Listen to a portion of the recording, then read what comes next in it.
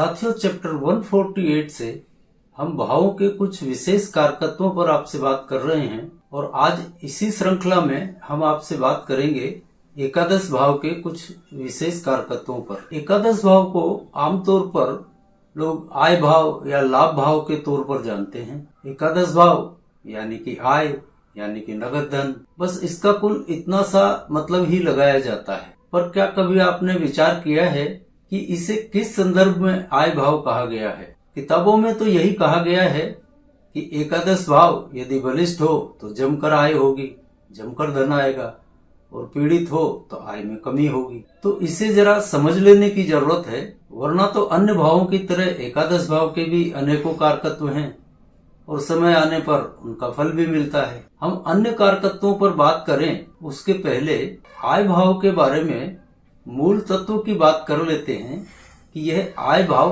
किस संदर्भ में है। हमने पिछले कुछ चैप्टर्स में अनेकों बार आपको बताया है कि एकादश भाव में जो भी भावेश बैठे हैं उन भावों से संबंधित लाभ या आय जातक को जन्म से ही होती है और इसे इसी संदर्भ में आय भाव कहा गया है। उदाहरण के लिए आप समझ लीजिए, जैसे लग्नेश एकादश भाव में बैठा है तो लग्न से संबंधित फल जातक अपने भाग्य में लिखाकर ही लाया है, वह उसको जन्म से ही प्राप्त हैं।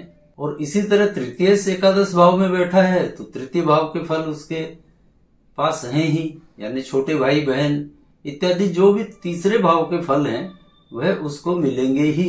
कहने का मतलब ये कि एकादश भाव में जो भी भावेश बैठा है उस भाव के फल जातक को मिलते ही हैं। इस संदर्भ में यह आय भाव है। इस बात को और स्पष्ट कर देने के लिए आपको एक उदाहरण और दे देते हैं और यह उदाहरण आपको दैनिक फलित में भी बहुत काम आएगा, तो इसे ध्यान से समझ लीजिए। अब देखिए, नवमेश यदि एकादश भाव में बैठा हो तो क्या हो। अब हम जैसी बात कर रहे हैं कि नवम भाव के फल जातक को जन्म से ही प्राप्त होंगे, मतलब जातक भाग्यवान भी होगा, धार्मिक भी होगा, आस्थावान भी होगा, शिक्षित भी होगा, संस्कारवान भी होगा। यह सब तो उसके साथ जन्म से ही हैं। अब यहाँ देखिए, जैसा कि हम बहुत बार पहले कह चुके हैं कि नवम भाव का दूसरे विवाह से संबंध है। अब जब नवमेश एकादश भाव में बैठा है तो दूसरे विवाह के योग तो बन गए, और इसीलिए हम कहते हैं कि कोई भी भाव अच्छा या बुरा नहीं है, वो तो अपनी जरूरत पर निर्भर करता है कि हमारे लिए क्या अच्छा है और क्या बुरा है। अब मान लीजिए किसी जातक का डाइवोर्स हो चुका है और वो दूसरा विवाह करना चाहता है, तो यह योग उसके लिए तो बहुत बढ़िया हुआ कि उसका दूसरा विवाह हो जाएगा। यह इसी बात का इंडिकेशन है। और जो जातक विवाह करना चाहता है जिसका अभी तक विवाह नहीं हुआ, तो चूंकि यह दूसरे विवाह का योग है इसलिए प्रथम विवाह में यहाँ पर अड़चने आएंगी। उसका प्रथम विवाह होगा तभी तो दूसरा होगा, और इसीलिए कई पंडित जी यह सलाह देते हैं कि इसका घट विवाह करवा दिया जाए तो इसकी शादी हो जाएगी। उसके पीछे का कुल कारण इतना ही है, यानी नवमेश के एकादश में रहते दूसरे विवाह की संभावना प्रबल हो जाती है। इसे वैवाहिक मिलान के समय अवश्य देखें। यदि ऐसा कोई योग दिखाई दे रहा है तो उसके लिए सावधानी बरतें। शारीरिक रूप से देखें तो एकादश भाव का प्रभाव बाएं पैर, बाएं कान और विशेषकर पिंडलियों पर होता है। रिश्तेदारों के रूप में देखें तो एकादश भाव बड़े भाई बहनों का है। अक्सर लोग यह गलती करते हैं कि भाई बहन छोटे हों या बड़े हों, उनको तीसरे भाव से ही देखते हैं। तो तीसरा भाव होता है अनुज अनुजा का, यानी छोटे भाई बहन का, और बड़े भाई बहनों का एकादश भाव होता है। तो बड़े भाई बहनों के बारे में जब भी विचार करना हो तो एकादश भाव से होगा। यह फर्क तो जरा सा लगता है, लेकिन इससे फलित में बहुत अंतर आ जाता है, इसलिए इस बात को ध्यान से समझ लें। इसी तरह संतान के रूप में भी कुछ लोग भ्रमित से रहते हैं और पंचम भाव से ही पुत्र और पुत्री दोनों को देखते हैं, जबकि पंचम भाव सिर्फ पुत्र का है और पुत्री का एकादश भाव होता है। यानी पुत्र संतान के लिए देखना है तो पंचम भाव को, और कन्या संतान को देखना है तो वह एकादश भाव से देखी जाएगी। इसके अलावा ताऊ, चाचा, बुआ, बड़ी बहन, पुत्रवधू, इन सबको भी एकादश भाव से देखा जाता है। अब एकादश भाव का संबंध आधीनता से है। यानी एकादश भाव एक्टिव वाले जातक को अधीनता सहन किसी न किसी रूप में करनी ही पड़ती है, क्योंकि यहाँ एकादश भाव एक्टिव है तो स्वतंत्रता का पंचम भाव जो कि इसका विरोधी भाव है वह डीएक्टिवेट हो जाता है।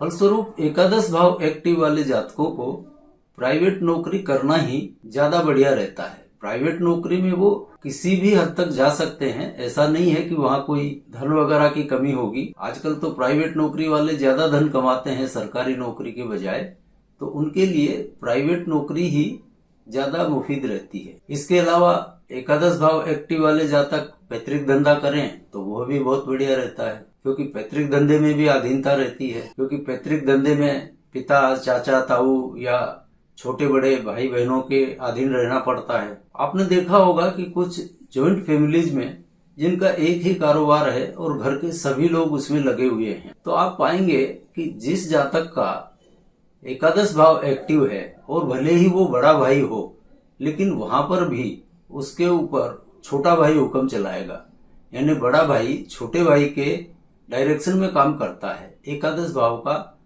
यह प्रभाव होता है, यानी यह एक तरह की अधीनता ही हो गई। बाजार में दिखाने के लिए तो वह भी सेठ है, मालिक है, लेकिन दुकान में, घर में वो छोटे भाई की सलाह के अनुसार चलना पड़ता है उसको, इसलिए यह अधीनता का भाव है। तो इस दृष्टि से एकादश भाव अधीनता का होता है। आशा करते हैं आपको यह अधीनता वाला कंसेप्ट समझ में आ गया होगा। एकादश भाव में एक स्वाभाविक दुर्गुण यह होता है कि यह जातक में, पुरुष जातक में संतानहीनता देता है। नक्षत्र स्वामी द्वारा एकादश भाव एक्टिव किया गया हो तो यह जातक में स्पर्म काउंट बहुत कम कर देता है, जिसकी वजह से संतानोत्पत्ति में बाधा होती है, अथवा हुई भी तो कन्या संतान का सुख मिल पाता है। और यदि ये केवल दशाकाल ही है तो फिर हो सकता है उस दशाकाल में संतानोत्पत्ति की जाए तो कन्या संतान होने के चांस बन जाते हैं। लेकिन नक्षत्रपति द्वारा यदि एकादश भाव एक्टिव किया गया है तो यह समस्या रहती ही है। अब एकादश भाव एक्टिव रहते हुए जातक में एक स्वाभाविक चालाकी, चतुराई और होशियारी का गुण आ जाता है। अनीति से धन कमाने में भी इनको कोई एतराज नहीं होता है, यानी इनका अपना स्वार्थ ही सर्वोपरि होता है। और इसका कारण भी साफ है, दोष इनका नहीं है। आप देखेंगे तो कालपुरुष की कुंडली में एकादश भाव में शनि की कुंभ राशि पड़ती है जो कि अंधकार है, और उसी के फलस्वरूप इनके मन पर भी एक अंधकार छाया रहता है। आत्मा सोई रहती है, क्योंकि पंचम भाव यहाँ पर डीएक्टिवेट हो जाएगा, तो ये बिना अच्छा बुरा विचार किए जो मन में आता है वो किए जाते हैं। नीति से आ रहा है धन या अनीति से आ रहा है, इसका विचार भी इनके मन में नहीं आता है, और चले जाते हैं एक ही रास्ते पर।